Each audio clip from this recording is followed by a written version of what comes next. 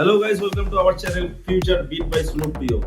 यहाँ पे आज जो दिखाया जाएगा, आज नॉर्मल जो बैंक होता है, नॉर्मल बैंक में कैसा क्या क्या सेवा मिलता है और पेमेंट्स बैंक में क्या क्या होता है, पेमेंट्स बैंक का क्या सुविधा है, ये आज डिस्कस करेंगे और बहुत विस्तारित से वीडियो होगा। सही से देख लेना पूरा वीडियो।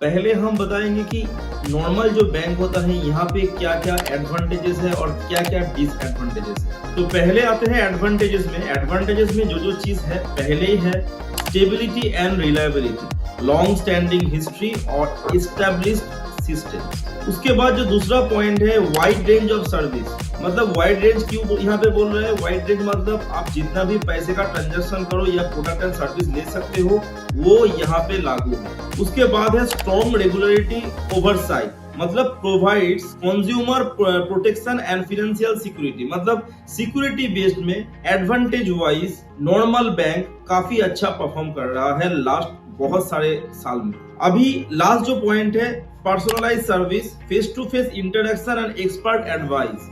जैसे मान लो कोई नॉर्मल बैंक में कोई बंदा म्यूचुअल फंड या कहीं पे कुछ इन्वेस्ट वगैरह कर रहे हैं, वहां पे face to face introduction with managers और बैंक एम्प्लॉइज एंड उसके साथ साथ एक्सपर्ट एडवाइस भी मिल सकता है। इवन कस्टमर केयर का भी एडवाइस मिल सकता है। अभी ये जो एडवांटेजेस हम बोले, अभी देखना कि पेमेंट्स बैंक का क्या क्या एडवांटेजेस है। इसके बाद हम डिसएडवांटेज दोनों का दिखाएंगे और उसके बाद डिसाइड करेंगे कि कहाँ पे क्या करना है। क्योंकि बहुत लोग मूर्ख बन रहा है आज का डेट पे, पेमेंट बैंक में ज्यादा पैसा इन्वेस्ट या ज्यादा पैसा रख रहा है, यहाँ से पेमेंट कर रहा है, अचानक अकाउंट बंद हो जा रहा है। कभी कभी नॉर्मल बैंक का भी अकाउंट बंद होता है। क्यों होता है, क्या रीजन होता है, ये पूरा चीज विस्तारित में समझाएंगे ताकि इंफॉर्मेशन सही से मिले। तो अभी आते हैं एडवांटेजेस ऑफ पेमेंट्स बैंक। तो एडवांटेजेस ऑफ पेमेंट बैंक का जो पहला पॉइंट है, हम लोग डिजिटल ट्रांजैक्शन कर सकते हैं। डिजिटल ट्रांजैक्शन मतलब promote digital and cashless transaction. बहुत जगह ऐसा है कि यूपीआई वगैरह नॉर्मल बैंक का भी यूज करते हैं, मगर वहाँ पे लिमिट काफी कम रहता है। तो पेमेंट बैंक यूज करने में यहाँ पे लिमिट वगैरह काफी ज्यादा रहता है और ये पर्टिकुलर डिजिटली काम करने के लिए बना हुआ है। तो डिजिटल ट्रांजैक्शन यहाँ पे बहुत अच्छा होता है। अब आते हैं सेकेंड पॉइंट में। सेकेंड पॉइंट में एसेंशियल सर्विस जैसे कि डिपॉजिट्स, उसके बाद withdrawals, remittance and payment through various channels. बहुत चैनल में ऐसा होता है कि सिक्योरिटी इशू के लिए नॉर्मल बैंक पेमेंट नहीं करने देता, उस जगह पे ये पेमेंट मतलब पेमेंट्स बैंक का पेमेंट इजीली हो जाता है। तो कहीं ना कहीं पेमेंट्स बैंक में काफी अच्छा ये चीज में फैसिलिटीज है। इसके बाद आता है safety and security. Security wise ये गवर्नमेंट बैक सिक्योरिटीज है, तो कहीं ना कहीं सिक्योरिटीज भी खराब नहीं है। तो लोग अगर चाहते हैं कि पेमेंट्स बैंक में पैसा रखे तो सिक्योरिटीज वाइज एवरेज मैं बोल सकता हूँ। Ensuring fund safety and minimal credit risk. हाँ, क्रेडिट अगर मान लो बहुत ज्यादा पैसा अगर पेमेंट्स बैंक में रख रहे हो, थोड़ा बहुत रिस्क हो सकता है, फिर भी गवर्नमेंट बैक सिक्योरिटीज है तो कहीं ना कहीं उतना प्रॉब्लमेटिक नहीं लग रहा है। इसके बाद है debit card and mobile banking. जैसे कि यहाँ पे ये डिजिटली प्रमोट होता है, तो मोबाइल बैंकिंग और डेबिट कार्ड फैसिलिटी यहाँ पे वर्चुअली बहुत अच्छा है। फिजिकली भी डेबिट कार्ड आप ले सकते हैं। इसमें खाली एक काम करना होता है कि पेमेंट बैंक के अंदर एक चार्जेस लगता है, जिसमें डेबिट कार्ड इजीली आपको मिल जाता है। तो ये हो गया कुल मिला के एडवांटेजेस ऑफ पेमेंट बैंक। अभी देख लिया आप एडवांटेजेस। अभी आते हैं डिसएडवांटेजेस। डिसएडवांटेजेस क्या क्या है? तो पहले ही आते हैं नॉर्मल जैसे बैंक होता है, उस बैंक का डिसएडवांटेजेस क्या क्या है, और उसके बाद आएगा पेमेंट बैंक का डिसएडवांटेजेस। अब दोनों मिला के एक चीज मैं डिसाइड करूंगा कौन सा चीज किसका अच्छा है, किसके लिए आप यूज करोगे पेमेंट बैंक और नॉर्मल बैंक किसके लिए यूज करोगे। तो अभी आते हैं disadvantages of all bank. Disadvantages of normal bank का पहला जो पॉइंट है वो है स्लो एंड ब्यूरोक्रेटिक।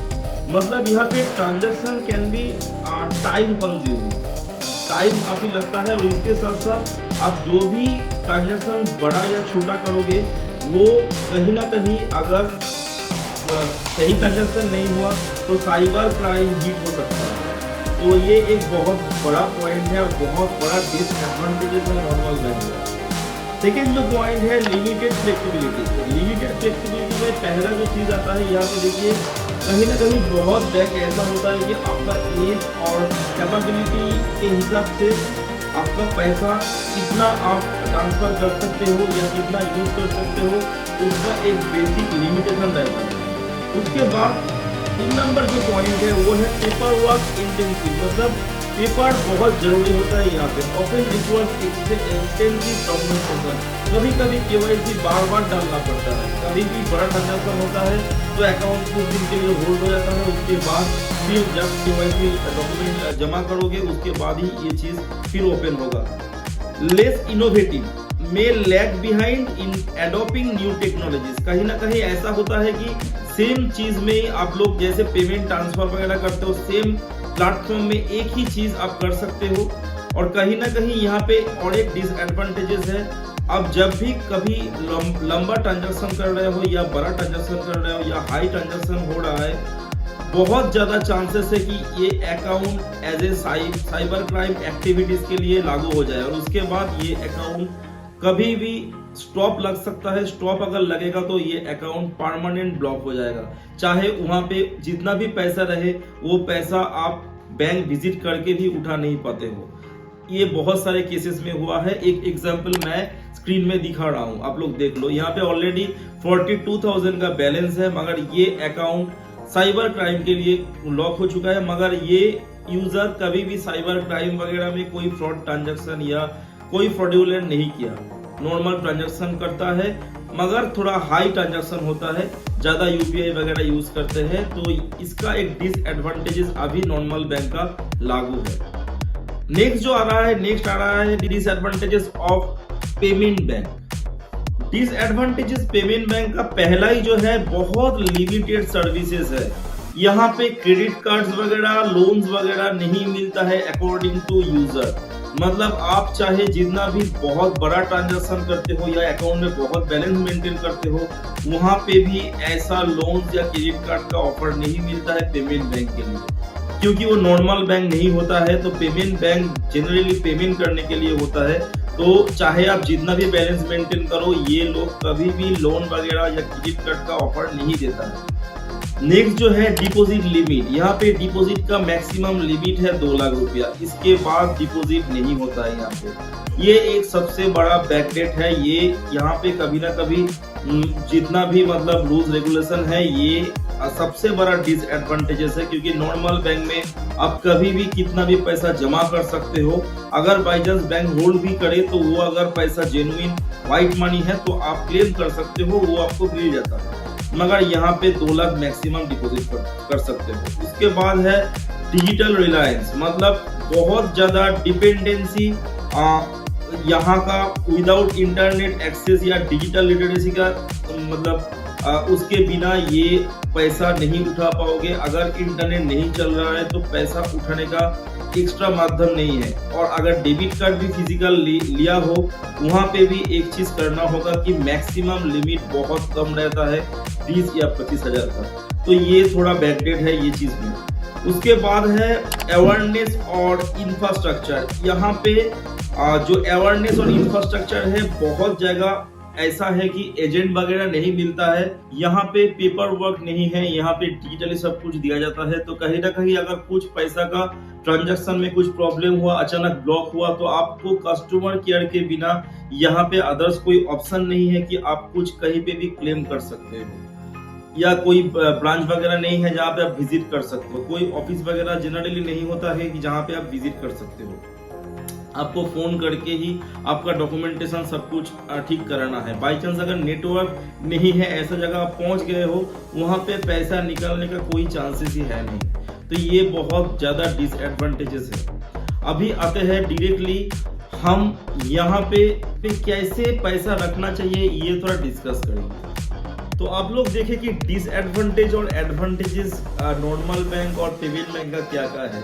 अभी क्या हम पेमेंट बैंक यूज करें या क्या हम नॉर्मल बैंक में पैसा रखें? मैं तो सेफ बोलूंगा कि देखो, सेविंग्स का मतलब है सारा दिन में आप जो काम कर रहे हो, जो काम करने के बाद जितना भी आपको बचा रहता है या सेविंग्स रहता है वो आप सेविंग्स अकाउंट में रखते हो। तो मैं एक काम करूंगा, मैं जो खुद करता हूं, मैं यही आपको सजेस्ट करूंगा, सेविंग्स अकाउंट में आप जो सेविंग्स का पैसा है वो रखो, उसका भी एक लिमिटेशन रखो। बाकी कुछ पैसा आप पेमेंट बैंक में भी रखो, क्योंकि पेमेंट बैंक यूज करना जरूरी है, क्योंकि बहुत सारी जगह ऐसा है कि पेमेंट बैंक का कैशबैक आता है। तो पेमेंट बैंक इसीलिए थोड़ा यूज करना जरूरी है, मगर ज्यादा पैसा नहीं रखना चाहिए। अगर ज्यादा पैसा रखोगे, बाई चांस लॉक वगैरह हो गया तो बहुत दिक्कत होगा, क्योंकि नॉर्मल ऑफिस ढूंढ पाना बहुत टफ होता है। वर्चुअली या बाई फोन में आपको कांटेक्ट करना होगा और वहां पे शायद ये प्रॉब्लम सही से ना सॉल्व हो। और नॉर्मल बैंक में आप एफडी वगैरह या लोन वगैरह, या नॉर्मल बैंक में आप ज़्यादा पैसा अगर रखते हो तो आपको क्रेडिट कार्ड वगैरह का ऑफर मिलता है, जो यहाँ पे नहीं मिलेगा। तो मेरा एक ही बात मैं बोलूँगा, नॉर्मल जो बैंक होता है, नॉर्मल बैंक में पैसा रखना जरूरी है। पेमेंट्स बैंक अगर चाहो तो यूज करो तो बहुत कम। आज के लिए इतना ही, मिलते हैं नेक्स्ट वीडियो में। नेक्स्ट वीडियो और भी अच्छा आएगा। नेक्स्ट वीडियो में बहुत सारी इंफॉर्मेशन है और दूसरा टाइप का वीडियो है। तो वीडियो आप लोग सही से इस वीडियो को शेयर कर लेना, चैनल में जुड़े रहिए और सब्सक्राइब करिए और वीडियो को थोड़ा बहुत लाइक कर देना। डिस्क्रिप्शन में सोशल मीडिया का लिंक है, वहां पे जरूर ज्वाइन कर लेना। आज के लिए इतना ही, मिलते हैं नेक्स्ट वीडियो में। जय श्री राम।